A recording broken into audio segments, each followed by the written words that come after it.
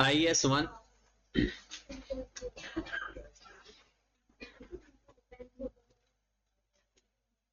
presentation of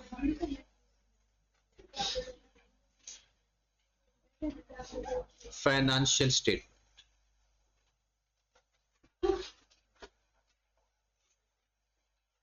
आपके पास ये section A है,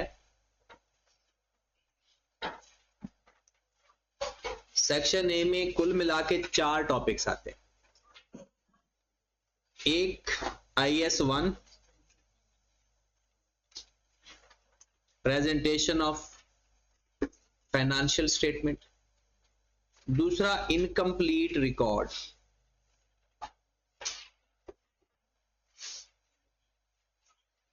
इनकम्प्लीट रिकॉर्ड को सिंगल एंट्री भी बोलते हैं।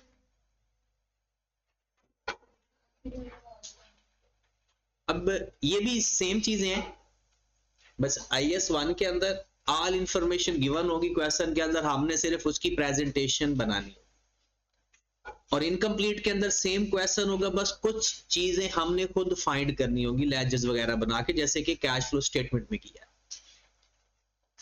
उसके बाद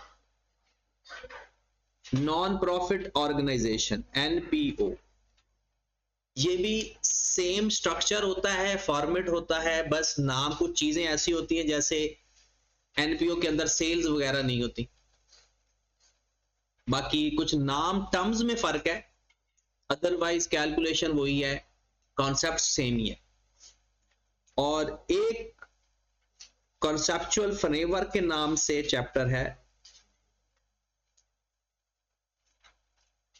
अगर इसको मैं वैसे बताऊं कि ये किस तरह का टॉपिक होगा, कि जैसे अकाउंटिंग कॉन्सेप्ट होते हैं, प्रूडेंस कॉन्सेप्ट में क्या करते हैं, एक्रूअल कॉन्सेप्ट क्या होता है, बिल्कुल वैसे ही एक कॉन्सेप्चुअल फ्रेमवर्क है, इसमें कुछ बेसिस बताई होती है, उसको हमने सीखना है।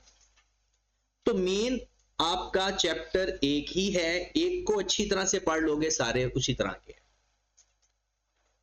कुछ लोगों ने तो ये सिंगल एंट्री मतलब इनकम्प्लीट रिकॉर्ड और NPO पहले से पढ़ा हुआ है, मतलब बाकी लोगों ने जो बाद में जिन्होंने ज्वाइन किया था उनके लिए ये दोनों उन्होंने पढ़ने हैं। तो मेन तो ये टॉपिक अगर हम अच्छी तरह पढ़ लेंगे तो आपके सारे टॉपिक ही हो जाए। मेरे फॉर्मेट एक जैसा ही है, ऑलमोस्ट थोड़ा सा चेंज है। अगर हम IS1 की बात करें और प्रेजेंटेशन ऑफ फाइनेंशियल स्टेटमेंट, तो पहले हमें यह पता होना चाहिए कि फाइनेंशियल स्टेटमेंट्स हैं कितने, जिसे हम कह सकते हैं component of financial statement. Component या कंप्लीट सेट,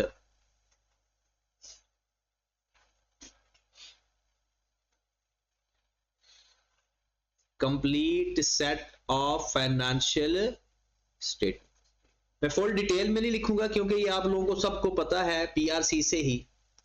सबसे पहले स्टेटमेंट ऑफ फाइनेंशियल पोजीशन, जो कि हमेशा एज एट, दूसरा स्टेटमेंट ऑफ कंप्रीहेंसिव इनकम, जो कि होती है फॉर द ईयर एंडेड। तीसरे नंबर पर statement of cash flow for the year ended. चौथे नंबर पर statement of changes in equity, ये भी फॉर द ईयर एंडेड। और पांचवें नंबर पर notes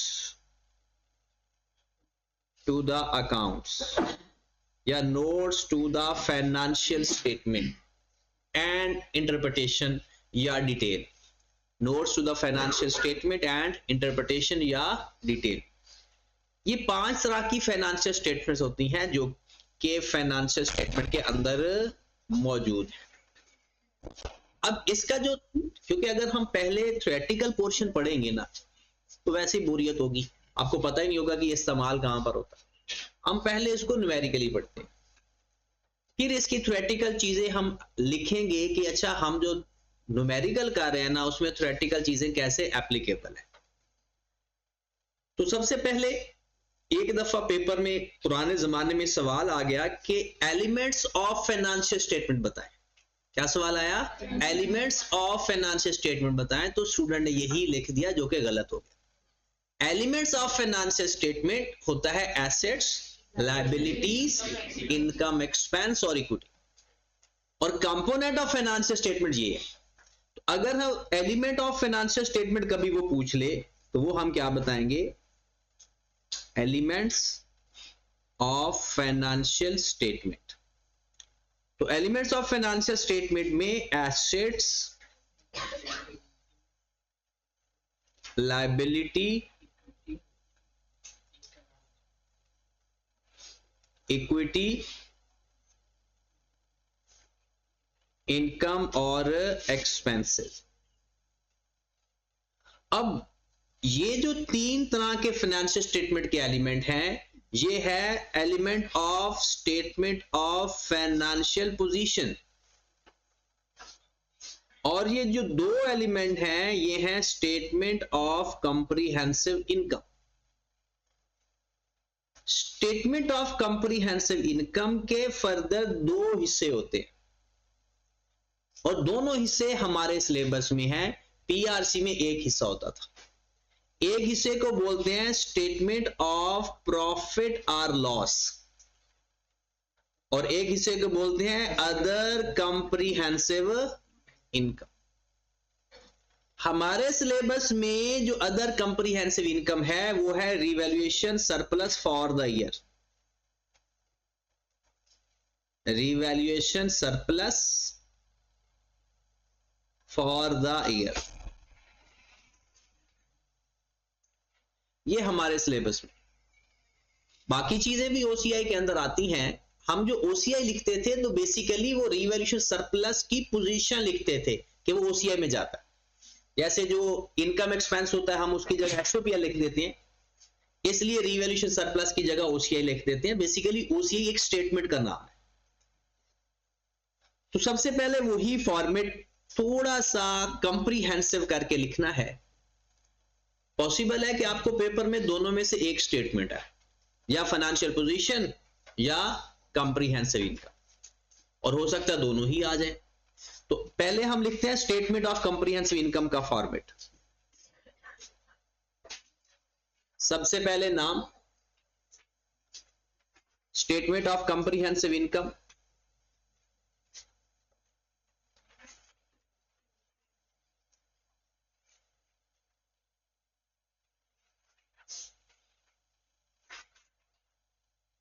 for the year ended,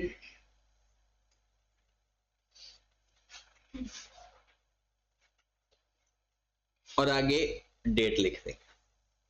normally जो आपको डेट आएगी ना, या तो दिसंबर 2025 के सवाल होंगे या जून 24 के होंगे। जितने भी सवाल की डेट आपको आएगी वो यही दिसंबर 25 या जून 24। यहां पर रुपीस इन करेंसी, अगर राउंड ऑफ 1000 में करना है तो 1000, मिलियन में करना है तो मिलियन।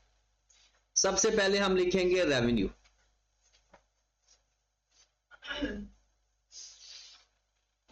या सेल्स, रेवेन्यू या सेल्स। यहां पर हमने कोई लेस सेल्स रिटर्न नहीं लिखना, यहां पर लिख देंगे नोट नंबर 1 या वर्किंग नंबर 1। फिर लिखेंगे हम cost of sale, note number 2 या वर्किंग नंबर 2।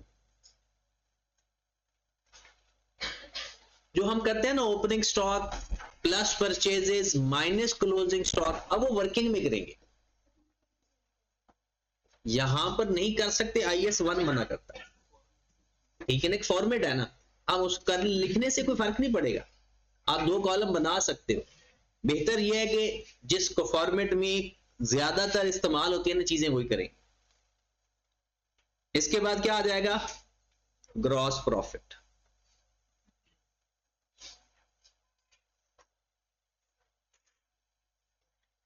फिर हम इसमें से लेस कर देंगे अदर एक्सपेंसेस। अब अदर एक्सपेंसेस की जगह वो ऑपरेटिंग एक्सपेंस भी लिख देता है, अदर एक्सपेंस भी लिख देता है। ऑपरेटिंग एक्सपेंसेस में आपने लिखने हैं सेलिंग एंड डिस्ट्रीब्यूशन एक्सपेंस।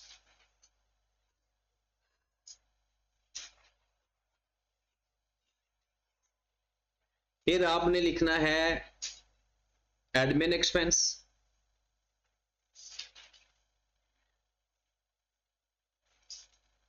फिर आपने लिख देना है बाकी जो बच जाएंगे वो एक्सपेंस।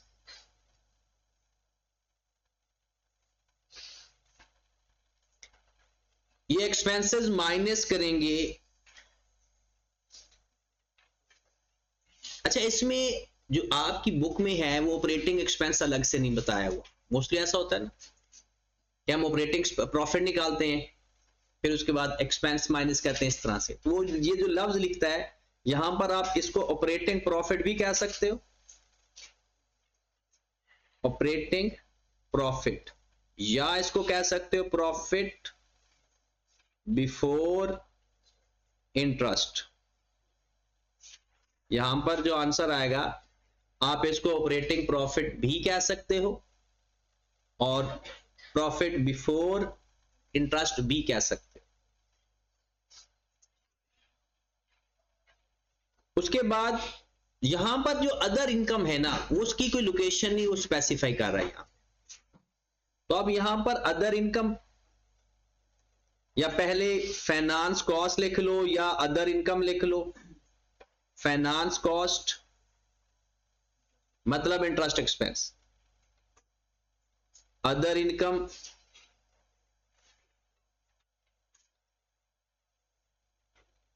इसको आप ऊपर नीचे लिख सकते हैं और ये अदर इनकम को वो यहां पर भी लिख सकता है। लेकिन अगर यहां पर लिखेंगे तो फिर हम प्रॉफिट बिफोर इंटरेस्ट कहेंगे, ऑपरेटिंग प्रॉफिट उसे नहीं कहेंगे क्योंकि ऑपरेटिंग प्रॉफिट के बाद अदर इनकम आती है। इसको हम बोलेंगे प्रॉफिट बिफोर टैक्स। फिर हमारे पास टैक्स आ जाएगा। फिर हमारे पास आ जाएगा profit after tax. Profit after tax या नेट प्रॉफिट इसको कह लें, मतलब सिंपल ग्रॉस प्रॉफिट के बाद एक्सपेंस माइनस कर देना, अदर इनकम ऐड कर देना, एंड पे फिर टैक्स माइनस कर देना, तो आपके पास प्रॉफिट आफ्टर टैक्स आ जाएगा।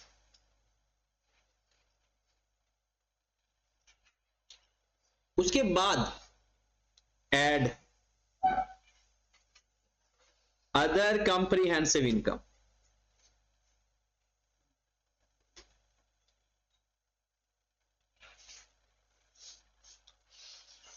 अदर कॉम्प्रिहेंसिव इनकम में क्या आता है? Revaluation surplus. रीवैल्यूएशन लॉस हो तो वो ऑपरेटिंग प्रॉफिट का, ऑपरेटिंग एक्सपेंसेस का हिस्सा बनता है, और रीवैल्यूएशन सरप्लस आए आपकी एंट्री के अंदर तो वो यहां पे आएगा। तो ये हम इसे बोलेंगे total net comprehensive income. Total चाहे ना भी लफ्ज लिखें, नेट कॉम्प्रिहेंसिव इनकम। ये आपका स्टेटमेंट ऑफ कॉम्प्रिहेंसिव इनकम का फॉर्मेट होगा। इस फॉर्मेट में जो चीजें आप चेंज नहीं कर सकते वो ये है कि सेल्स और कॉस्ट ऑफ सेल को ऊपर नीचे नहीं लिख सकते। इसका फॉर्मेट आपने यही रखना है।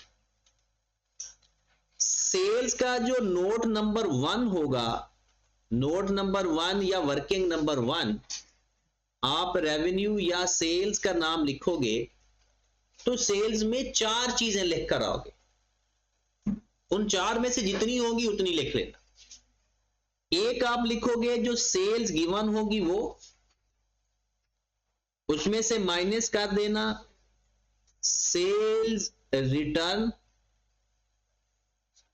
माइनस कर देना डिस्काउंट अलाउड, और ये ट्रेड डिस्काउंट नहीं है, कैश डिस्काउंट, जिसे सेटलमेंट डिस्काउंट कहते हो, discount allowed,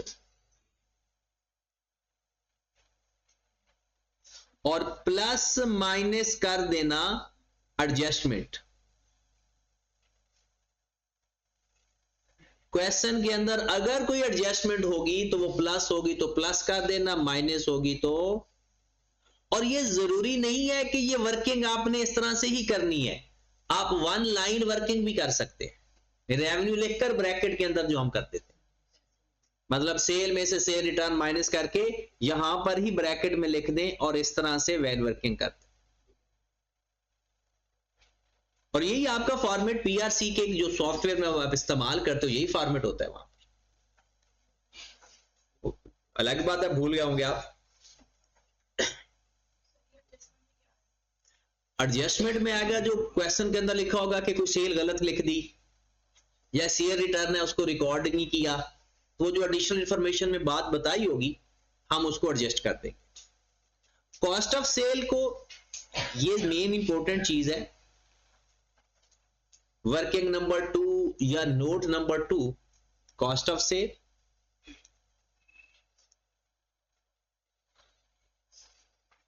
cost of sale का वही फॉर्मेट है, आप लोग लेजर बना लो तो भी ठीक है, डायरेक्ट लिख लो opening stock plus purchases minus purchase return plus carriage in, फिर माइनस कर देंगे discount received plus minus adjustment, फिर माइनस कर देंगे क्लोजिंग स्टॉक। ये हमारे पास आ जाएगी कॉस्ट ऑफ सेल। मतलब कोई भी हम क्वेश्चन करेंगे तो उसकी वर्किंग कर लिया करेंगे, और वर्किंग से जो आंसर आएगा वो हम अपनी स्टेटमेंट के फेस पे लिखेंगे।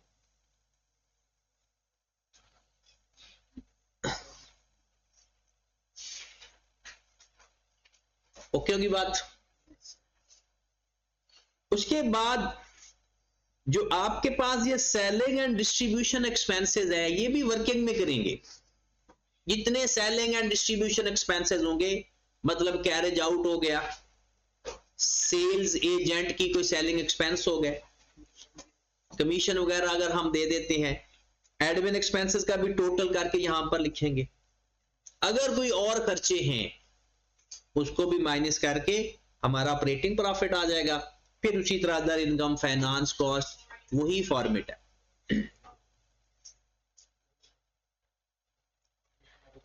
स्टेटमेंट ऑफ फाइनेंशियल पोजीशन का भी लेजर बना लें।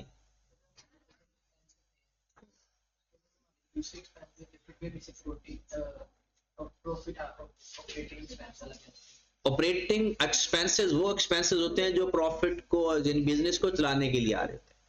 और जो अदर एक्सपेंस और अदर इनकम होती है ना, मोस्टली जो अदर एक्सपेंस का मतलब ये नहीं कि other than operating expenses, other expense का मतलब है कुछ मिसलेनियस एक्सपेंसेस जो एडमिन और सेलिंग की कैटेगरी में नहीं आएंगे, उसको हम अदर एक्सपेंसेस में लिख देंगे। कि जैसे वो कुछ छोटे मोटे मिसलेनियस एक्सपेंस आ जाते हैं, कोई ऑडिट फी वगैरह आ जाती है, तो वो उसको सेपरेट लिख दिया जाए।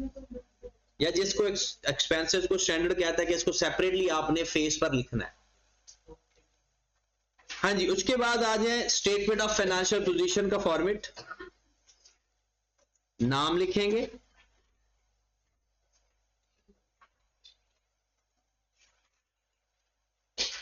Statement of financial position. वैसे इतना कोई मसला नहीं है, लेकिन इसके जो ये वर्ड हैं ये कैपिटल आते हैं। Statement of financial position as at 31st December 2025। Rupees and million या थाउजेंड, जिस फॉर्मेट में करेंसी गिवन हो। सबसे पहले लिखेंगे नॉन करंट एसेट्स।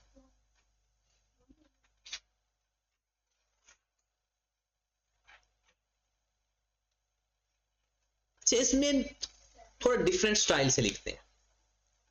सबसे पहले लिखेंगे यहां पर property plant and equipment.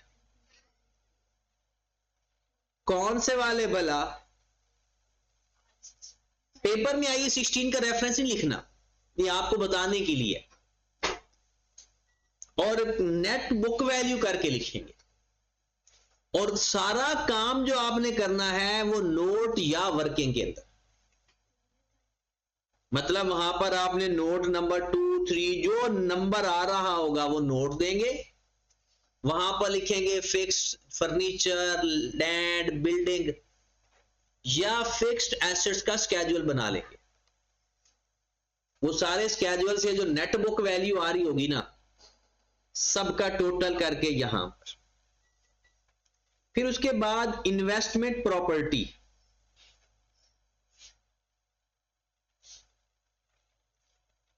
IS 40 वाले वो सेपरेट करके लिखेंगे। जितने इन्वेस्टमेंट प्रॉपर्टी में आ रहे होंगे, अगर उनकी वर्किंग की जरूरत है तो वर्किंग से टोटल कर लेंगे, वरना डायरेक्ट लिख देंगे। फिर हमारे सिलेबस में तो इंटेंजिबल एसेट्स भी हैं।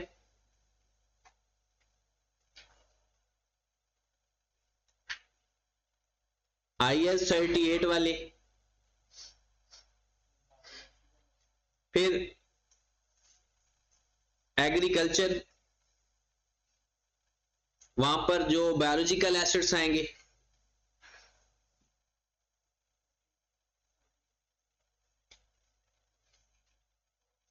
IS 41 वाले,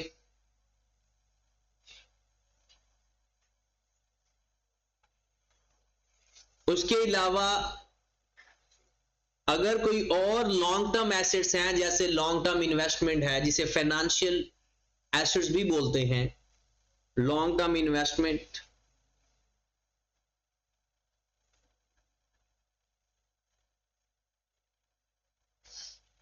ये हमारे सारे आ जाएंगे नॉन करंट एसेट्स। अपने अपने मेन हेडिंग के नाम से, अगर एक से ज्यादा है तो उसकी वर्किंग करके यहां पर लिखिए। आई कैप चाहे तो 50 नंबर का एक फाइनल अकाउंट का सवाल वो बना सकते, क्योंकि सारे स्टैंडर्ड इसके अंदर कवर होते। उसके बाद इसका जो भी टोटल आएगा यहां लिख देंगे, फिर लिखेंगे करंट एसेट्स। करंट एसेट्स में जो चीज फेस पे नजर आनी चाहिए वो एक तो स्टॉक है, आप इन्वेंट्री या स्टॉक के नाम से, ट्रेड रिसीवेबल है,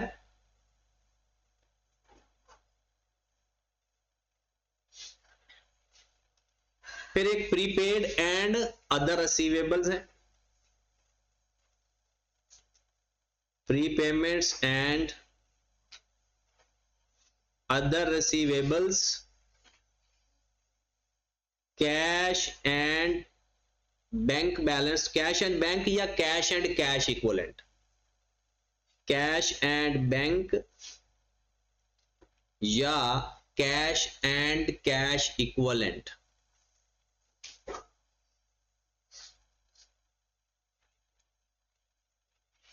ये हमारे करंट एसेट्स आ जाएंगे, और नीचे लिख देंगे total assets.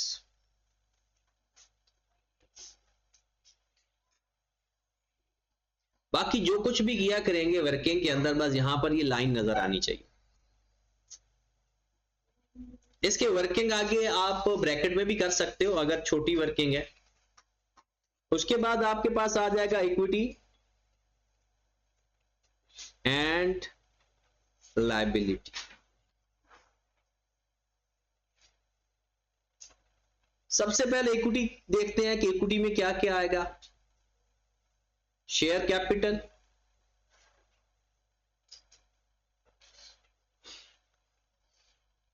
Share premium, other equity component,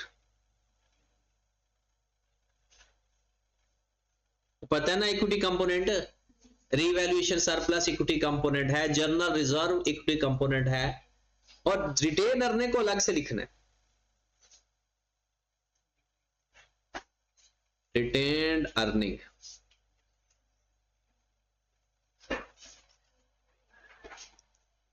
बाकी सारे इक्विटी कंपोनेंट का टोटल करके लिख देना, या ऐसा भी कर सकते हो कि आप वर्किंग में पूरी statement of changes in equity बना लो और उसका जो टोटल बैलेंस है ना वर्किंग का रेफरेंस देकर वो लिख। ड्राइंग्स वो रिटेन अर्निंग के अंदर एडजस्ट हो जाएगी, प्रॉफिट उसके अंदर ऐड हो जाएगा और डिविडेंड उसमें से माइनस हो जाएगा। फिर उसके बाद non current liabilities,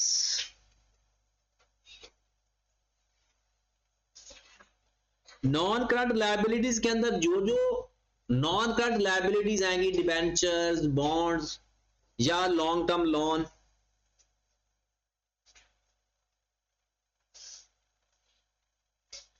deferred grant, जो भी नॉन करंट लायबिलिटीज में चीजें कवर होंगी उसका टोटल कर लेंगे।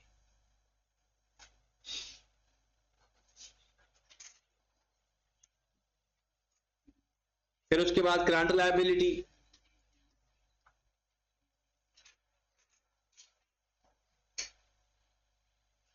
करंट लायबिलिटीज में क्या क्या आता है बोला, पहले ट्रेड पेएबल, जो चीजें सेपरेटली देख लिखनी होती हैं, ट्रेड पेएबल, फिर accrued expenses and other payable,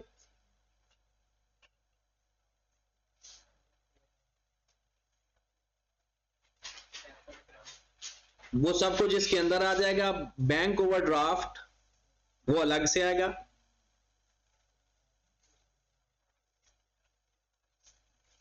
और बाकी अगर कोई करंट मैच्योरिटी लोन है वो लिख देंगे, बल्कि लिख ही ले करंट मैच्योरिटी लोन,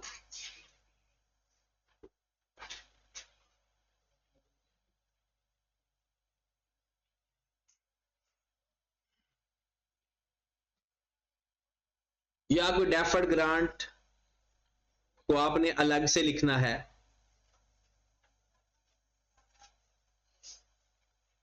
अब सारी इक्विटी और लायबिलिटीज का टोटल कर लेंगे तो हमारे पास आ जाएगा टोटल इक्विटी एंड लायबिलिटीज, और ये किसके बराबर आना चाहिए, टोटल एसेट्स के। अच्छा, पेपर में आपसे वो statement of change in equity इसके साथ बनवा सकता है, नोट्स टू द पीपीई वो इसके साथ बनवा सकता है, बल्कि इसके अंदर हम बनाया भी करेंगे। जब उसके वो स्केड्यूल बनाते हैं ना वहां से, तो हमारे पास वो नेट बैलेंस आया करेगा, नेट बुक वैल्यू का टोटल। अच्छा, इसको पढ़ने के लिए जो पुराना सारे का सारा आपके पास इल्म का खजाना है पीआरसी वाला, वो सारा यूज होगा। बैड डेट्स की प्रोविजन इस्तेमाल होगी, lower of cost and NRV का कॉन्सेप्ट, एक्रूड यानी प्रीपेड एक्सपेंसेस, एक्रूड एक्सपेंसेस, वो सब। पहले ऐसे होता था कि ये आईकैप ने ये चैप्टर हमारे सिलेबस में नहीं रखा था, आईकैप को लगा कि स्टूडेंट पीआरसी में बहुत अच्छा पढ़ लेते हैं फाइनल अकाउंट, तो जरूरत नहीं है, तो फिर FA2 में दोबारा सिलेबस में था। तो जब आईकैप को पता चला कि ये इंट्रो में तो पढ़ के नहीं आते, फिर आईकैप ने R1 में भी अब ऐड कर दिया, R2 में भी है और इंट्रो में भी है। ये एक टॉपिक नहीं है, अगला ये सेक्शन 1 पूरे का पूरा ऐसा ही है, एक ही तरह से। बस ये है कि अगर IS 1 का सवाल आ जाएगा तो इसके फॉर्मेट को हम थोड़ा बहुत चेंज नहीं कर सकते, अपनी मर्जी नहीं कर सकते। जितनी ऑप्शंस अवेलेबल हैं उसी ऑप्शंस में ही कर सकते हैं, बट जो बाकी टॉपिक्स हैं जैसे कि सिंगल एंट्री का टॉपिक है या एनपीओ का टॉपिक है, उसमें हम थोड़ी बहुत बदमाशी कर सकते हैं, अपनी मर्जी कर सकते हैं। लेकिन यहां पर बदमाशी नहीं चलेगी, यहां पर जो स्टैंडर्ड ने कहा है वैसे लिख। अब कुछ चीजें जो आप लोगों ने पहले सीखी हुई हैं, एक नजर दोबारा 5 मिनट में हम गो थ्रू कर ले पीआरसी वाली, फिर हम डायरेक्ट क्वेश्चन पे चलते हैं। सबसे पहली चीज कि अगर कोई एडजस्टमेंट करवाने लगा हूं, एडजस्टमेंट के बगैर तो कोई सवाल करने की जरूरत नहीं है ना। अगर आपके पास कोई भी प्रीपेड एक्सपेंसेस पड़े होंगे, अगर कोई भी प्रीपेड एक्सपेंसेस एडिशनल इंफॉर्मेशन में बताए होंगे, पहले तो इसका मतलब सीखें क्या होता है। इसका मतलब होता है कि ट्रायल बैलेंस में आपका कोई ऐसा एक्सपेंस लिखा हुआ है जो प्रीपेड है, वो इस साल का नहीं है। पता है ना एक्रूवल कॉन्सेप्ट क्या होता है?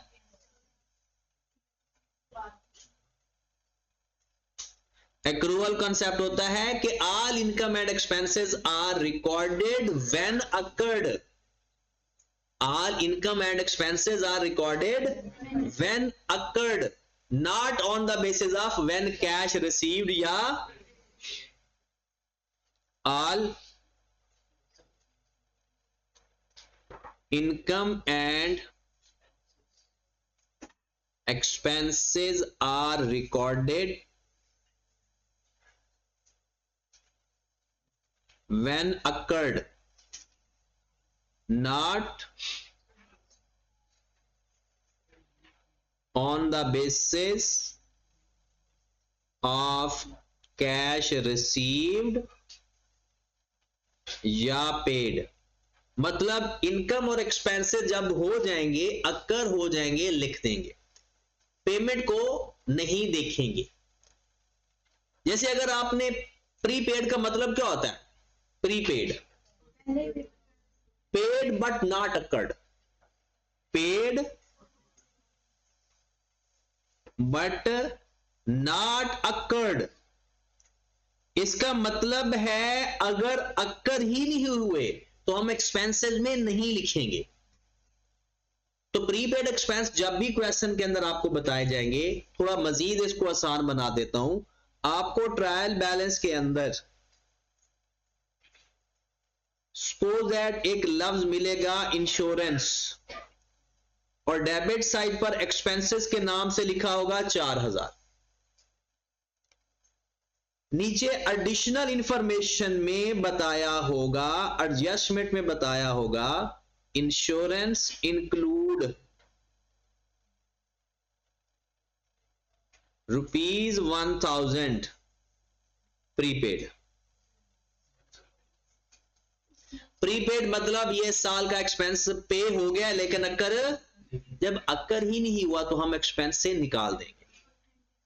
इस 4000 में से 1000 निकाल के हम प्रीपेड एसेट में लिखेंगे, क्योंकि ये एक्सपेंस है ही नहीं।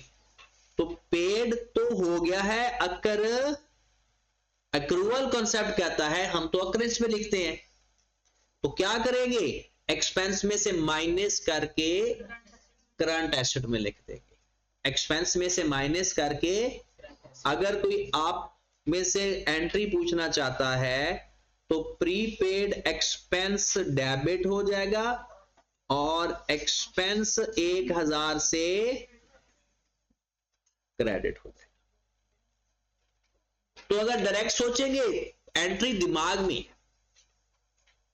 ठीक है, दिमाग में एंट्री आपके पास जरूर होनी चाहिए ताकि हमारा काम स्ट्रांग हो जाए।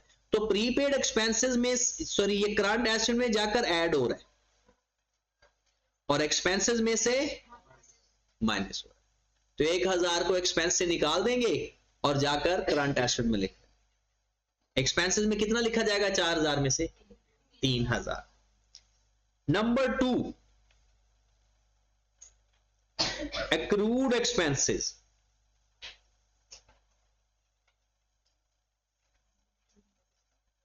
जब लफ्ज एक्रूड आता है ना तो उसका मतलब होता है accrued but not paid. Expenses accrued but not paid. Expense हो चुके हैं लेकिन पे, बताओ, एक्सपेंस अगर हो चुके हैं तो एक्सपेंस में लिखोगे या नहीं? लिखेंगे, एक्सपेंसेस में ऐड कर देंगे, क्योंकि पे नहीं किए तो लायबिलिटी भी बना लेंगे। तो एक्सपेंस में लिखेंगे या एक्सपेंसेस में ऐड करेंगे, तो expenses debit, accrued expense liability जो बन गई क्रेडिट। एक्सपेंसेस में जाकर प्लस कर देंगे और करंट लायबिलिटी में जाकर प्लस कर देंगे। प्रीपेड एक्सपेंस है तो एक्सपेंस में से माइनस और करंट एसेट, और एक्रूड एक्सपेंस है तो एक्सपेंस में ऐड करंट लायबिलिटी। तीसरे नंबर पे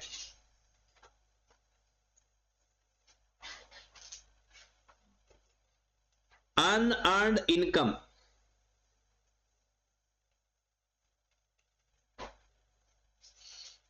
या advance income.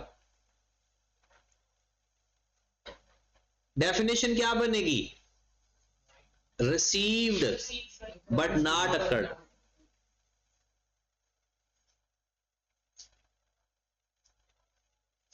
Received but not, देखिए जब लफ्ज है ही नॉट अकर्ड, इसका मतलब है आपकी स्टेटमेंट के अंदर ना, कंप्रीहेंसिव इनकम के अंदर ये नहीं आएगी। नॉट अकर्ड आती है चीज, ये नॉट अकर्ड है, तो क्या करेंगे?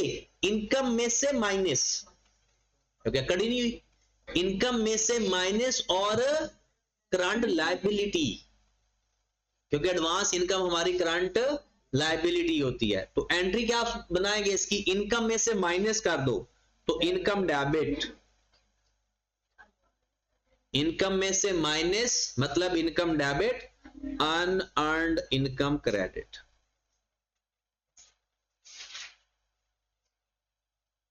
Current liability. अच्छा, आपकी हर एडजस्टमेंट ना अकाउंटिंग इक्वेशन को फुलफिल कर रही होती है। आपकी हर एंट्री अकाउंटिंग इक्वेशन मतलब स्टेटमेंट ऑफ फाइनेंशियल पोजीशन को बराबर कर रही होती है। ऐसा हो ही नहीं सकता कि आप एंट्री पास करें और अकाउंटिंग इक्वेशन डिस्टर्ब हो जाए, वरना फिर फाइनेंशियल पोजीशन बराबर ही नहीं आएगी। तो कोई भी एंट्री आप पास करोगे ना, तो फौरन सोचोगे क्या ये assets is equal to capital plus liability हो रहा है। बस याद रखें, जो एक्सपेंसेस हैं वो कैपिटल को माइनस करते हैं और इनकम कैपिटल को बढ़ाती है। अगर कोई एक्सपेंस होगा, एक्सपेंस बढ़ेगा तो कैपिटल कम हो जाएगा, इनकम बढ़ेगी तो कैपिटल बढ़ जाएगा। एक्सपेंस कम होगा तो कैपिटल बढ़ेगा, एक्सपेंस कम होगा तो कैपिटल बढ़ेगा, और इनकम कम होगी तो कैपिटल कम होगा। अब यहां पर इसको देख ले, इनकम माइनस का मतलब क्या है? Capital minus. कैपिटल में माइनस हो रहा है और करंट लायबिलिटी में ऐड हो रहा है, तो एक ही साइड पे प्लस भी हो रहा है और एक ही साइड पर माइनस भी हो रहा है, तो डिफरेंस निल हो रहा है। Number 4, accrued income.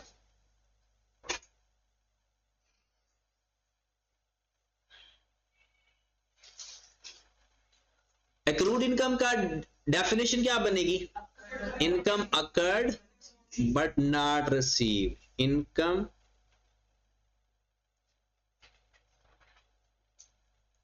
Occurred but not receive. अब इनकम अकर हो गई है, इसका मतलब इनकम में लिख दें या नहीं? लिख दें, लेकिन रिसीव नहीं हुई तो रिसीवेबल, और रिसीवेबल कोई भी हो हमारा एसेट हो। तो इनकम अगर अकर हो गई है तो इनकम क्रेडिट, क्योंकि इनकम बाय डिफॉल्ट क्रेडिट होती है, और एक्रूड इनकम या इनकम रिसीवेबल डेबिट। ये करंट एसेट में जाकर प्लस हो जाएगा और ये कैपिटल को बढ़ा देगा। अब एक साइड पर एसेट बढ़ रहे हैं, एक साइड पर कैपिटल बढ़ रहा है। ठीक होगी बात? चलेंगे, ये तो वो 4 बातें हैं आसान आसान सी। डेप्रिसिएशन के बारे में बताने की जरूरत नहीं है, जो चीजें पुरानी है ना, जो आपने पीआरसी में पढ़ी हैं, उनको हम डिस्कस कर रहे हैं। आपके सारा जो जितना भी नॉन करंट एसेट्स के स्टैंडर्ड है ना, वो आपको सारे के सारे फाइनल अकाउंट में मिलेंगे। उसके बाद आपको बैड डेट्स की प्रोविजन मिलेगी, bad debts and allowance for bad debts. इसको प्रेजेंट करने के ना कई मेथड, ये आपकी अपनी मर्जी है कि पेपर में आप जिस मेथड से मर्जी कर लें, और होते ये एडमिन एक्सपेंसेस हैं।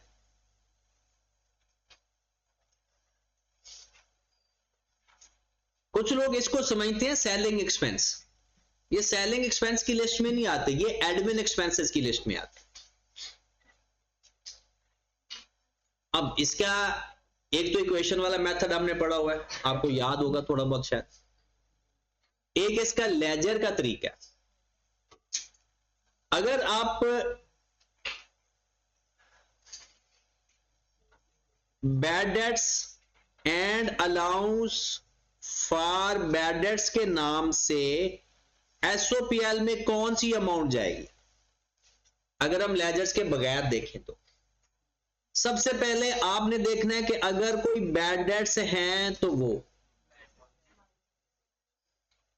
अब ये बैड डेट्स कहां कहां से मिल सकते हैं आपको, एक ट्रायल बैलेंस में पड़े होंगे तो वो भी, और प्लस अगर एडजस्टमेंट में है तो वो भी। आपके जितने भी बैड डेट्स हैं सारे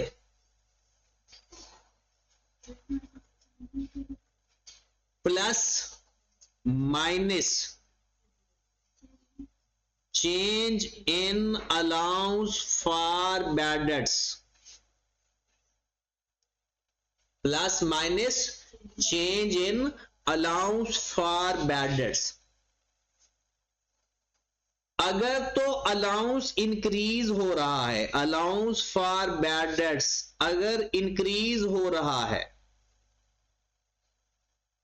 तो प्लस कर देना, अगर allowance for bad debts decrease हो रहा है तो माइनस कर देना। कि पता कैसे चलेगा, ब्रॉड ऑन और कैरीड ऑन का डिफरेंस, वो जैसे वर्किंग कैपिटल का इंक्रीज डिक्रीज नहीं लेते हो, वही है।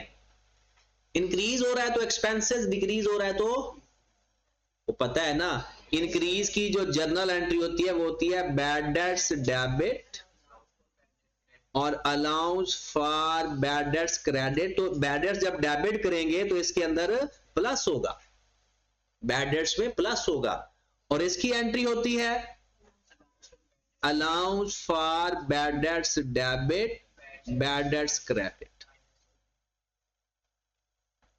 तो ये बैड डेट्स क्रेडिट हो रही हैं तो माइनस हो जाएंगे।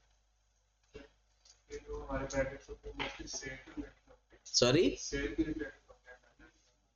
हाँ जी, अच्छा ये बेसिकली ना डिसीजन जो होता है ना वो एडमिनिस्ट्रेशन का होता है। सेल का खर्चा वो होता है जो सेल करते वक्त खर्चा है, ये सेल करते वक्त खर्चा नहीं है, ये आफ्टर सेल्स इफेक्ट्स है। तो एडमिनिस्ट्रेशन ये डिसाइड करती है अलाउंस कितना रखना है, बैड डेट्स कितने होने चाहिए, किसके बारे में वो डिसाइड एडमिनिस्ट्रेशन करे, इसलिए इसको एडमिन एक्सपेंस माना जाता है। शायद किसी जगह इसको सेलिंग में भी लिखा हो, लेकिन मेन ये एडमिन एक्सपेंस माना जाता है।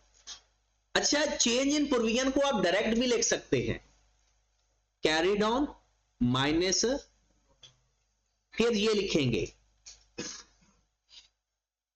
Plus carried on minus brought on, ये चेंज इन प्रोविजन आ जाएगा आपके। अगर पॉजिटिव आ गया तो प्लस हो जाएगा, नेगेटिव आ गया तो माइनस हो जाएगा। उसके बाद minus recovery of bad debts,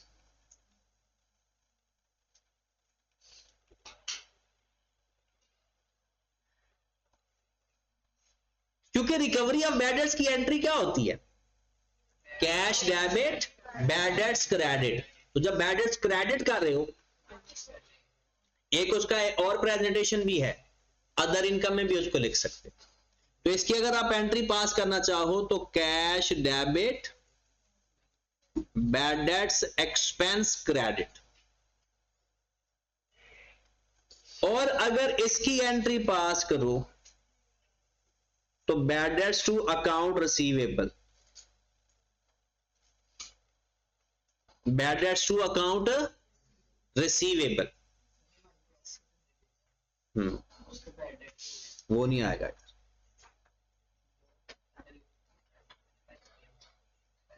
expense है लेकिन वो बीए वाले बैड डेट्स बिल्कुल आएगा।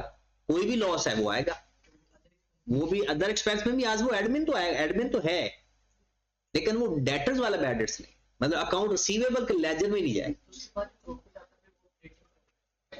ऑपरेटिंग प्रॉफिट तो सारे तो पूरे, वैसे तो पूरी जो स्टेटमेंट है ना वो बिजनेस के लिए ही होती है, और जो आपके एसेट चल रहे हैं वो क्यों चल रहे हैं, डेप्रिसिएशन कहाँ आती है, ऑपरेटिंग एक्सपेंस में। अच्छा, ऐसे ही एक जनरल सवाल पूछ रहा हूं, मरियम से पूछ लेते हैं, आजकल इसी का दौर चल रहा है। ये जो ट्रायल बैलेंस में बैड डेट्स पड़े हुए हैं, इसकी एंट्री क्या होगी? देखिए मैंने बाकी सबको लाइन लगाकर सबकी एंट्री बता दी है, एडजस्टमेंट की एंट्री बता दी है, चेंज इंक्रीज या डिक्रीज की एंट्री बता दी है, रिकवरी ऑफ बैड डेट्स की एंट्री बता दी है, एसओपीएल टू बैड डेट्स सही है, लेकिन क्लोजिंग एंट्री है, इसकी हम कोई एंट्री पास नहीं करेंगे, क्योंकि ट्रायल बैलेंस में जनरल एंट्री पास होके आया होता है, इसकी क्लोजिंग एंट्री तो होती है, तो क्लोजिंग एंट्री तो टोटल की होगी, क्लोजिंग एंट्री टोटल की होगी, और जर्नल एंट्री या एडजस्टिंग एंट्री ट्रायल बैलेंस वाले एलिमेंट की नहीं होती, क्योंकि उसकी एंट्री पहले पास हो चुकी है, उसका ट्रायल बैलेंस भी बन चुका है, उसका लेजर सब कुछ हो चुका है, ठीक है। तो अब ये एंट्रीज अगर आपको याद रहे ना रहे कोई मसला नहीं, बट ये जो लाइन है ना ये याद रखना जरूरी है कि कौन कौन सी चीज बैड डेट्स एक्सपेंस में लिखेंगे। नाम क्या आएगा? Bad debts and allowance for bad. आप ऐसा भी कर सकते हो, इसके टुकड़े कर दे, एक टुकड़ा ये है, आप चाहे तो इसको सिर्फ बैड डेट्स के नाम से लिख दो, और एक टुकड़ा ये है, इसको फिर किस नाम से लिखोगे? अलाउंस फॉर बैड डेट्स के नाम से, और एक टुकड़ा ये है, इसको अदर इनकम में लिख दो। यह इन तीनों को इकट्ठा करके bad debts and allowance for bad debts के नाम से लिख दो। उसके बाद स्टेटमेंट ऑफ फाइनेंशियल पोजीशन के अंदर आपके पास अकाउंट रिसीवेबल का बैलेंस में से एक तो आप माइनस कर देंगे बैड डेट्स, लेकिन सिर्फ और सिर्फ एडजस्टमेंट वाले। फिर मैं वो कहीं कहूंगा कि जो ट्रायल बैलेंस वाले हैं वो ऑलरेडी माइनस हो चुके हैं, उसकी एंट्री पास हो चुकी है bad debts to account receivable, हमने तो एडिशनल इंफॉर्मेशन वाले की एंट्री पास की है, तो सिर्फ बैड डेट्स एडिशनल इंफॉर्मेशन वाले माइनस होंगे, माइनस कैरी डाउन,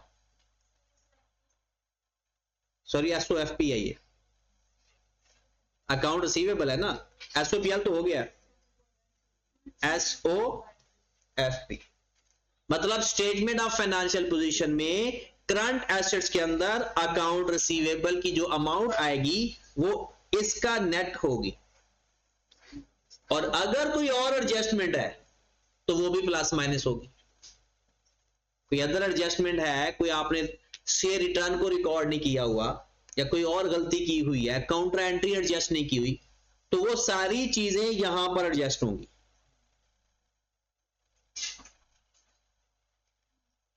ओके होगी बात? चलें जी, उसके बाद इन्वेंट्री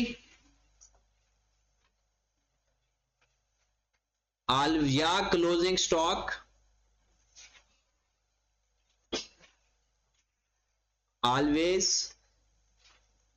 recorded या measured at lower of cost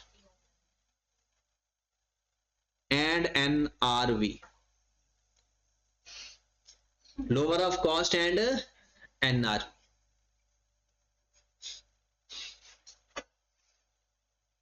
उसके बाद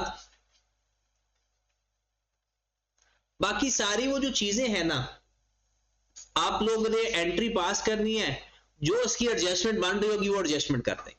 वैसे हम सारी एंट्रीज की एक लिस्ट भी बना लेंगे, जितनी एंट्रीज नहीं आएंगी ना उसकी एक लिस्ट बनाते जाएंगे, ठीक है। और अगर हम इस तरह से करेंगे तो ये तो, क्योंकि ये खत्म ना खत्म होने वाला टॉपिक है, सिर्फ ये देखेंगे कि अच्छा क्वेश्चन के अंदर कौन कौन सी एंट्रीज आ रही हैं, सिर्फ उसको देखेंगे। तो आपको मैं ये तो नहीं कहूंगा कि आपने फलाना फलाना सवाल करके आए फिर पहले 10 दफा ये फॉर्मेट लिख के आए। हम डायरेक्ट चलते हैं कि सारी वही पुरानी चीजें पीआरसी में जिसने आशियां की हैं वो आप पढ़ ले, जिसने पीआरसी में पढ़ लिया था तो उसको अब ज्यादा फोकस करने की जरूरत नहीं है। तो पहले देखते हैं कि इसमें उसने हमसे पूछा है कि हमें ना इसकी स्टेटमेंट ऑफ कंप्रीहेंसिव इनकम बनाकर दिखाएं, किस साल की, जून 14। हम पहले ना सवाल पढ़ते हैं, following extract from the trial balance of G trading company. आपको सेल्स गिवन है, ये तो पता है ना सेल्स कहां जाती है। अदर इनकम वो लॉसेस के नीचे भी लिख सकते हैं, पहले भी लिखा जा सकता है। Opening stock purchases, selling and distribution expense. तो जी जिंदगी आसान कर दी। आपको पता है सबसे आसान तरीन काम स्टूडेंट को सबसे मुश्किल लगता है।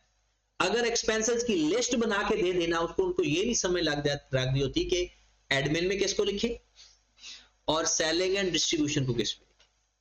तो सिंपल जो जो खर्चे आपको लगता है ऑफिस या स्टाफ के हैं, एडमिनिस्ट्रेशन के स्टाफ के, वो एडमिन एक्सपेंस में। जो जो खर्चे आपको लगता है सेल करने के लिए हैं, सेल करने के लिए, वो सेलिंग एक्सपेंस।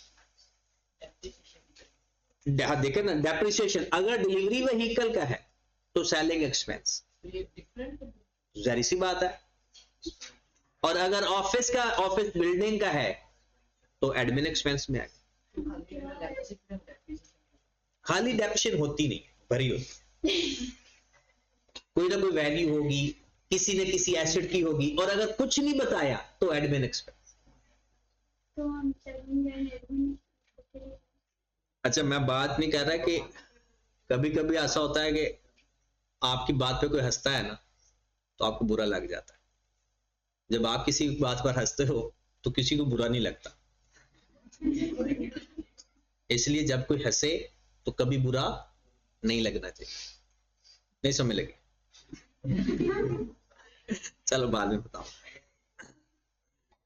अच्छा, सवाल पे आ जाए। फाइनेंशियल चार्जेस हमारे इंटरेस्ट एक्सपेंस होते हैं। इन्वेस्टमेंट एट कॉस्ट, ये क्या चीज है भला? अगर इसके नीचे कुछ बताया हो इसके बारे में तो वैसे डील कर लेंगे, नहीं बताया होगा तो ये नॉन करंट एसेट है। Trade receivable, allowance for bad debts 380, ये ब्रॉड ऑन। हमेशा जो गिवन होगा ना अलाउंस, वो ब्रॉड ऑन होगा। एडिशनल इंफॉर्मेशन आ गई, कहता following matters need to be considered. पहला, as per store record closing inventory is 8500, closing stock 8500 का। फिजिकल इन्वेंट्री टेकन 1 जुलाई 2014, कहते जून में जाकर देखा तो अकाउंट्स के अंदर आपके पास 8500 का स्टॉक पड़ा हुआ। फिजिकली जाकर देखा तो पता चला value of goods found short by 1500, और ये क्या चीज है? Abnormal loss. क्या चीज है ये? एबनॉर्मल लॉस है। पता है एबनॉर्मल लॉस की एंट्री पास क्या करते हैं? Abnormal loss debit, purchases credit. Abnormal loss debit, purchases credit.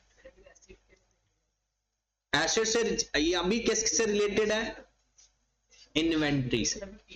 अगर पीपी से रिलेटेड होगा तो पीपी क्रेडिट कर देंगे।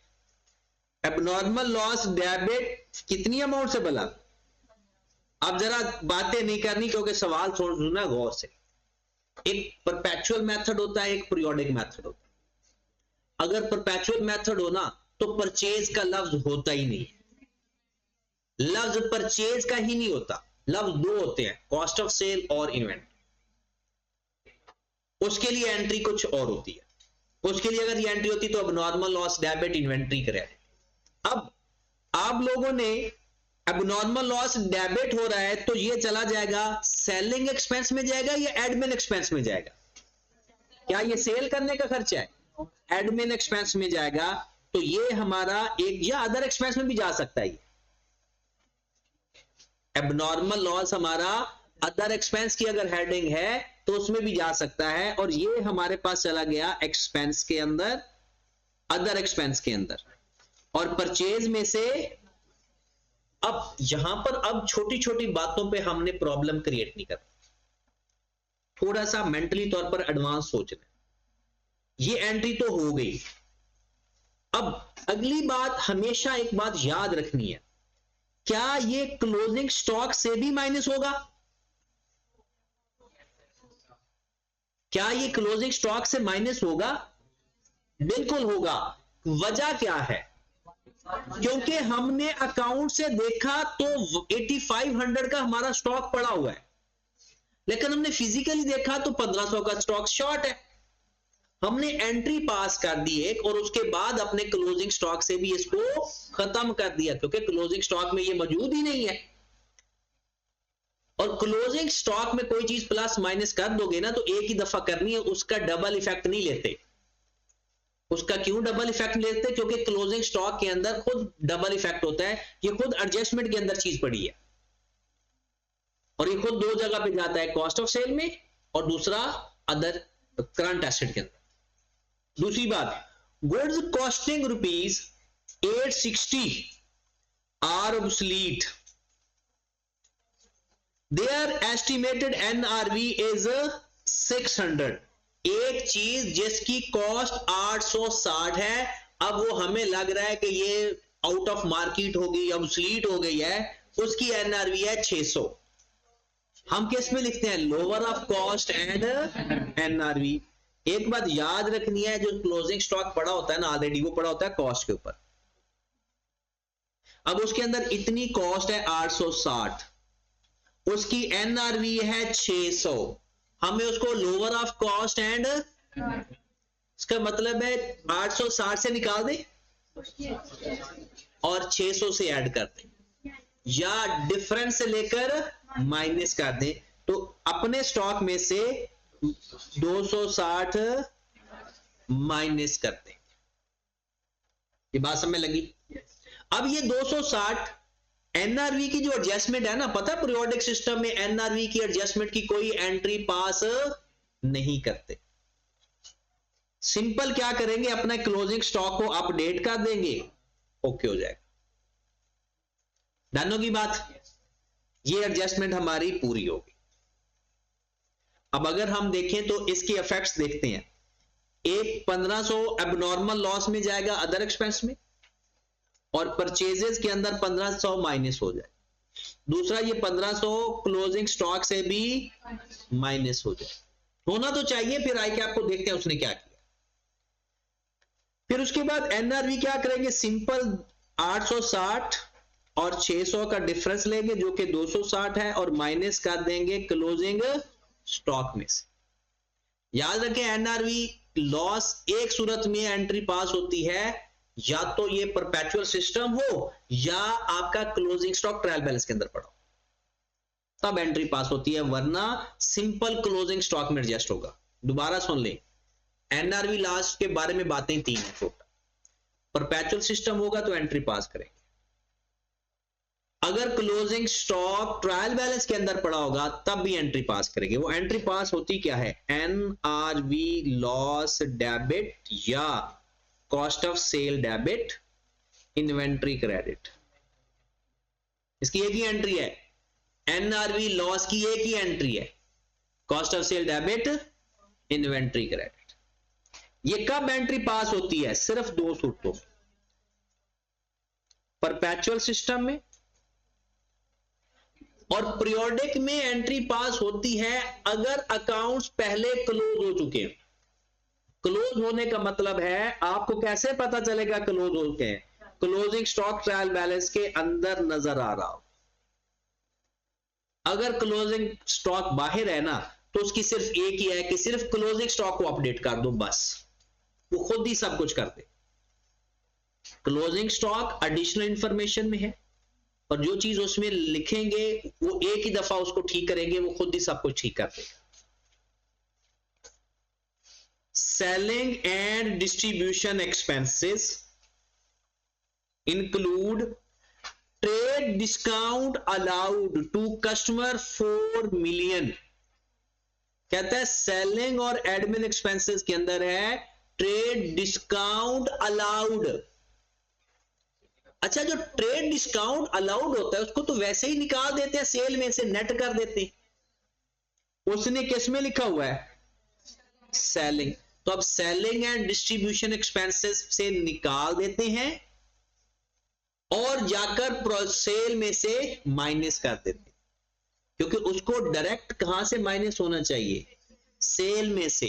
वो तो इनवॉइस के ऊपर भी नजर नहीं आना चाहिए, लेकिन उसने किस में लिखा हुआ है? तो सेलिंग एंड डिस्ट्रीब्यूशन एक्सपेंस से माइनस कर देंगे और जाकर माइनस असल में कहां से करना चाहिए था? सेल में से माइनस कर। एंट्री पास करना चाहते हो तो एंट्री पास क्या होगा? Sale debit selling and distribution expense credit 4000 से। इधर से सेल से माइनस हो जाएगा, इधर ये सेलिंग एंड डिस्ट्रीब्यूशन एक्सपेंस में से माइनस हो जाएगा। इन जून 2014 received $10 million net of 10% tax cash dividend on its investment and the amount received was credited to other income। कहता है आपको पैसे मिले 810 million, net of 10% tax dividend मिला है, उसने टैक्स काट के डिविडेंड दिया।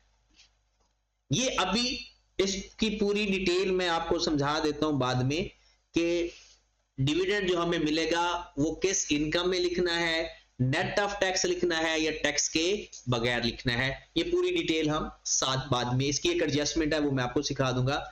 फाइनल डिविडेंड का हम जो देंगे उसका क्या करेंगे और हम जो लेंगे उसका क्या करेंगे। ZTL maintain allowance for doubtful debts is 5% receivable. ऊपर चलते हैं, हमारे रिसीवेबल कितने हैं? 10,000 का क्या लेंगे? 5%, 500। आपका ओपनिंग प्रोविजन है 380, क्लोजिंग हो गई 500। इंक्रीज आया या डिक्रीज है? इंक्रीज आ गया। अब असल में ना अक्सर स्टूडेंट ये सोचते हैं कि सर कैरीड ऑन क्यों लिखते हैं? वो बेसिकली यार कैरीड ऑन ही लिख रहे होते, ब्रॉड ऑन के अंदर एडजस्टमेंट कर रहे होते हैं। भला क्या एंट्री इसकी क्या पास करेंगे? Bad debts debit allowance for bad debts किस अमाउंट से? 380 से, 500 से या इंक्रीज से? कितना इंक्रीज आया? 120।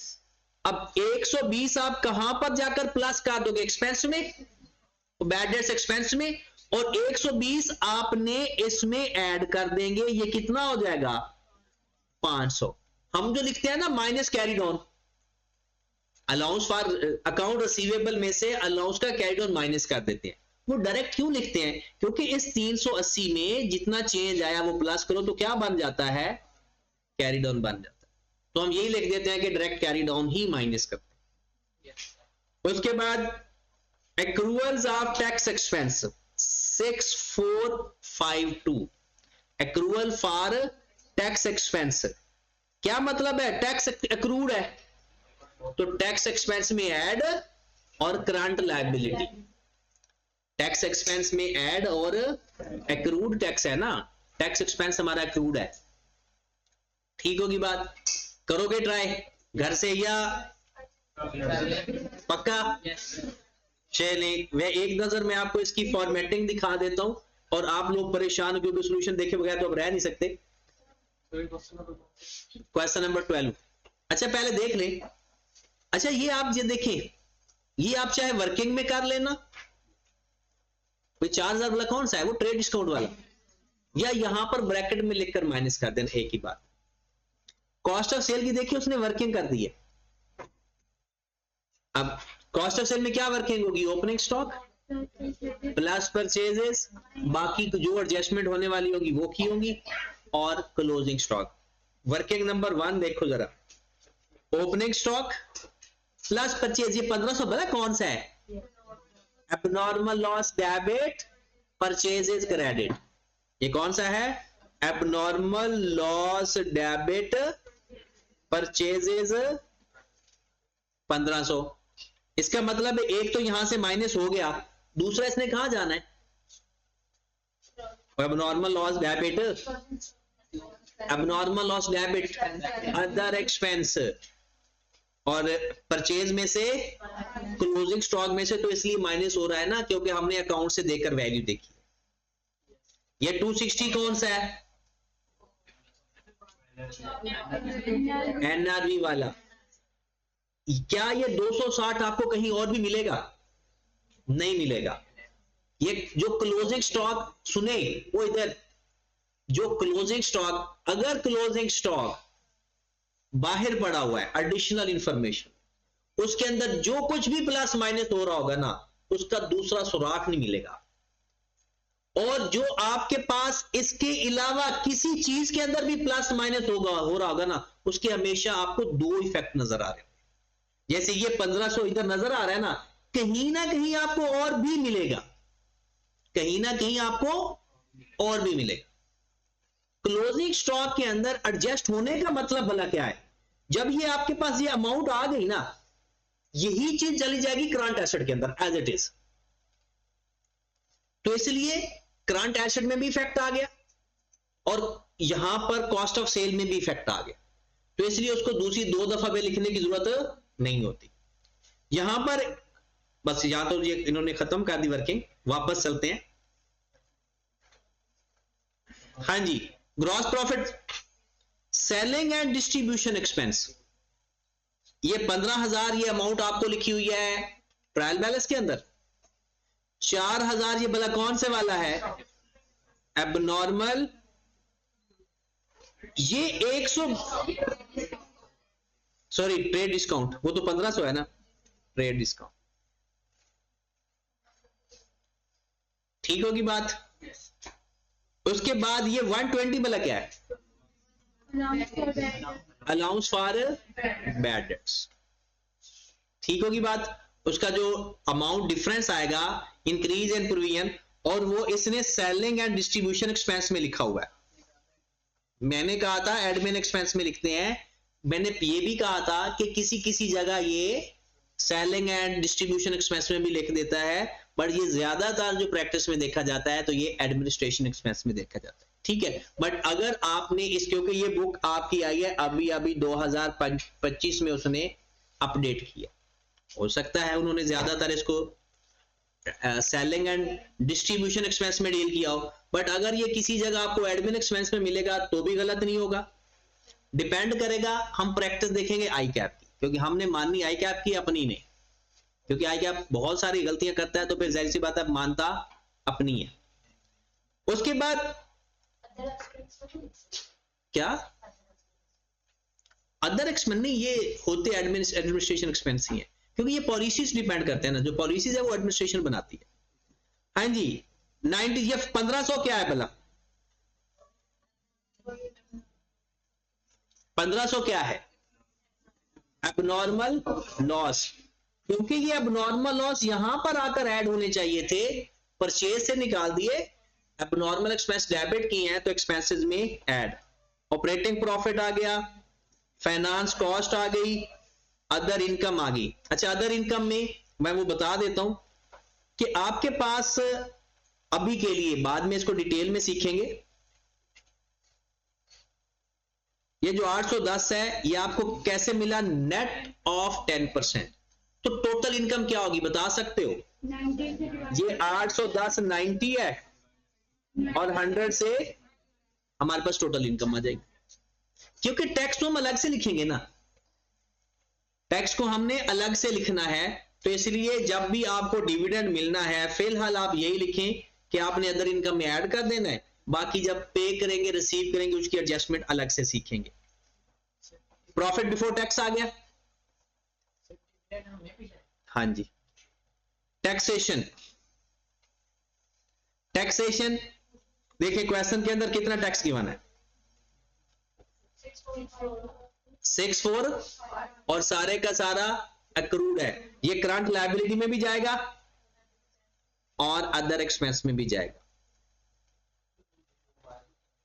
और उसके बाद दूसरी यही आपके पास इस क्वेश्चन के अंदर, और ये ऐसे बेसिक सा प्रैक्टिस है, ये फाइनल क्वेश्चन है, समझ लेना।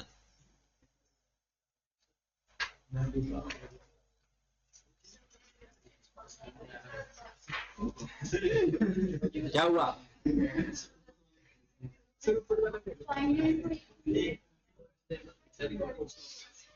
ऊपर वाला ही बस।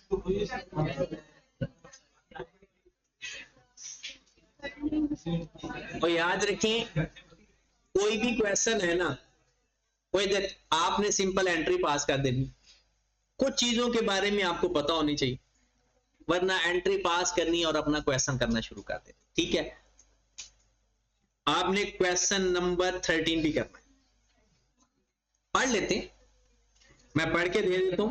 बल्कि ना आप लोगों का ना मसला फॉर्मेट में आना है। मैं आपको फॉर्मेट, एक तो जो बुक के अंदर लिखा हुआ है उसको ही फॉलो करना है, लेकिन आपने फॉर्मेट को आगे पीछे नहीं करना। ठीक है, यानी अगर सिर्फ जो इस क्वेश्चन की अगर हम बात करें तो हमने देखा होगा ये पीआरसी वाला एज इट इज, सबसे पहले उसने नाम लिख दिया, फिर हम लिखेंगे statement of comprehensive income for the year ended June 14 है, दिसंबर 14 है, रुपीज इन, चले आप बोलना नहीं, सवाल लिखे जरा। सबसे पहले आपने लिखना है सेल्स या रेवेन्यू। अच्छा, आपने इन दोनों में से लफ्ज कौन सा लिखना है? जो ट्रायल बैलेंस के अंदर लिखा हो वो सेल लिखेगा, आप भी सेल लिखेंगे, वो रेवेन्यू लिखेगा। हाँ, फिर आपने दो तरह की, ओए मुनीब दो तरह की वर्किंग अलाउ है। एक या तो वर्किंग का रेफरेंस देकर लिखे या फिर ब्रैकेट में लिखे, दोनों ही अलाउड है। तो अगर यहां पर लिखेंगे तो टोटल सेल्स हमारी कितनी गिवन थी, मैं इसलिए अगला सवाल नहीं करवा रहा कि ताकि एक दफा आपकी प्रैक्टिस हो जाए, फिर सवाल ही है सारे। 80,000 और इसमें से 4,000 डिस्काउंट अलाउड, यहां से माइनस करके लिखना था, उसने एक्सपेंसेस में लिखा हुआ है, तो 4,000 यहां पर आकर माइनस कर देंगे, ये हमारी सेल्स कितनी हो जाएगी 76,000। फिर लेस भी लिखने की जरूरत नहीं है, बस लिखें cost of sales working number 1 या नोट नंबर 1। अच्छा, अगर आप इसको खूबसूरत बनाना चाहते हो सवाल को थोड़ा और, तो ये इस ना अमाउंट के साथ ना यहां पर ऊपर एक लफ्ज हेडिंग दे दे वर्किंग की, और ये वर्किंग नंबर 1 इधर लिखने की बजाय ना इधर लिख, ताकि हर वर्किंग का रेफरेंस इसके नीचे ही आता जाए। हाँ जी, वर्किंग नंबर 1 में कॉस्ट ऑफ सेल, यहां पर लिखेंगे working number 1 cost of sale, फिर लिखेंगे ओपनिंग स्टॉक प्लस परचेजेस। अब अगर कोई परचेज की एडजस्टमेंट है तो वो भी एडजस्ट करेंगे। ओपनिंग स्टॉक क्वेश्चन के अंदर कितना था 4,000, परचेज 333, एक एबनॉर्मल लॉस वाली एंट्री पास की थी, एबनॉर्मल लॉस डेबिट, कितनी अमाउंट थी? अच्छा, ये बात ना जब कभी आपको लगे कोई एडजस्टमेंट आपको समझ नहीं लग रही तो पॉसिबल एंट्री पास कर ले, वो खुद आपको रास्ता बताए। एबनॉर्मल लॉस डेबिट हो रहा है तो एबनॉर्मल लॉस बढ़ रहा है कम हो रहा है? बढ़ रहा है। अदर एक्सपेंस बढ़ रहा है। और परचेजेस क्रेडिट हो रहा है तो परचेजेस, तो यहां से आप डायरेक्ट माइनस कर दें या लिखकर माइनस कर दें। एबनॉर्मल लॉस 1500, इसके अलावा और कोई एडजस्टमेंट नहीं थी। Closing stock, closing stock question के अंदर कितना था 8500, 1500 भी माइनस किया, 260 था 160 था, 260 भी माइनस कर दिया, तो कितना डिफरेंस आ गया? 8500 माइनस 1500 माइनस 260, कितना? 57, ये हमारे पास कॉस्ट ऑफ सेल है। कितनी आई cost of sale? 6740। 4000 plus 33400 minus 1500 minus 6740।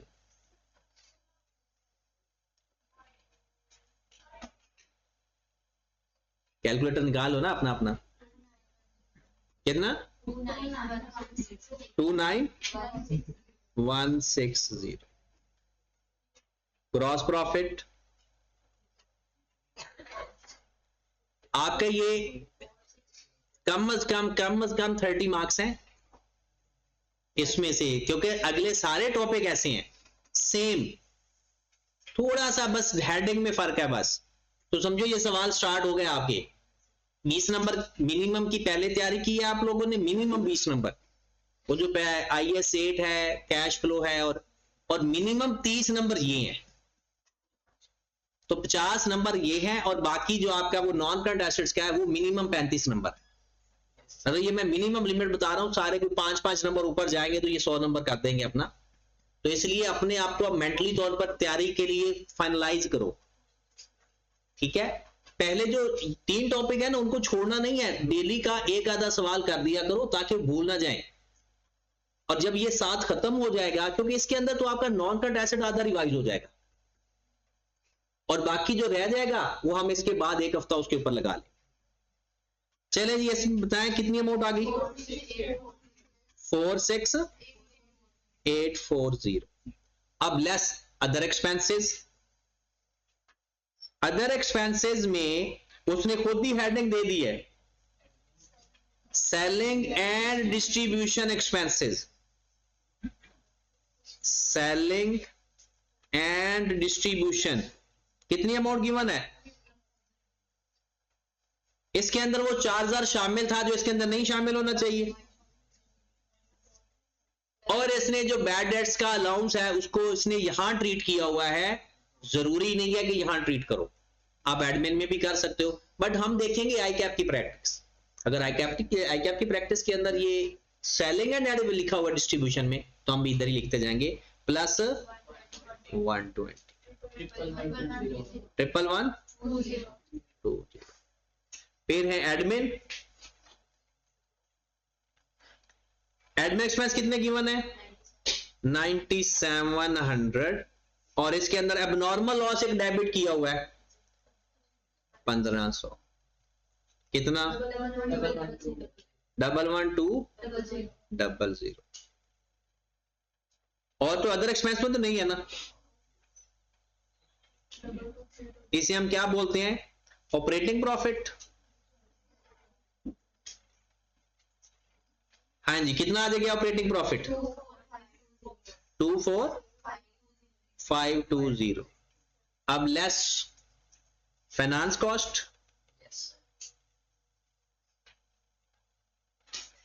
कितनी है finance cost? 86। Add other income.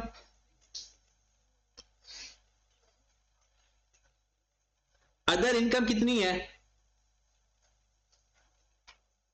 5300, और साथ उसने ये कहा है in June income received net of tax cash dividend and amount received was credited to other income. वो अदर इनकम के अंदर अमाउंट मौजूद है, लेकिन है कितनी अमाउंट? 810 नेट ऑफ टैक्स, और हमने टैक्स को तो अलग लिखना होता है और पूरी इनकम को अलग लिखना है। तो जो नेट किया हुआ 10%, वो 10% भी हम उसके अंदर ऐड कर देंगे। तो ये अमाउंट है 810 डिवाइडेड बाय 90 मल्टीप्लाइड बाय 10। 100 तो करेंगे टोटल अमाउंट आएगी, और 10 से मल्टीप्लाई करेंगे तो वो टैक्स की अमाउंट आ जाएगी। वो टैक्स उसने खुद ही लिख दिया कि इतना टैक्स है, तो जो टैक्स की कैलकुलेशन उसके अंदर सब कुछ ऐड है। हाँ अगर वो अलग से कह दे कि वो उसके अलावा है तो वो भी टैक्स ऐड कर देंगे उसके। हाँ जी, कितनी अदर इनकम आ गई? चले अदर इनकम यहां पर लिखेंगे तो हमारे पास क्या आएगा? प्रॉफिट बिफोर टैक्स, नीचे टैक्स लिख देंगे और हमारे पास आ जाएगा प्रॉफिट आफ्टर। वो वाला टैक्स हमने पे किया। कौन सा? लेकिन जो टैक्स अकर्ड है, टैक्स अकर्ड, बट जो इनकम है ना वो हमने पूरी लिखनी है, और जो टैक्स की एडजस्टमेंट है ना वो IAS 12 है उसके हिसाब से करना है। नहीं हमारे सिलेबस में। अच्छा ये कल का सवाल आपके जिम्मे कौन कौन सा भला? एक तो ये सवाल दोबारा करना है, और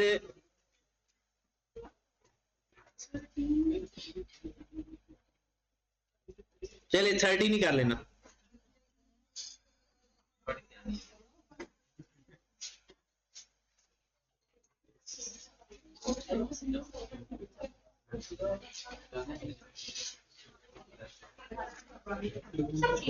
थर्टीन कर लेना।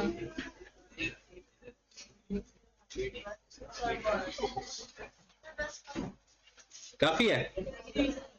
आपने करने क्या होता है? चलो ठीक है, काफी है।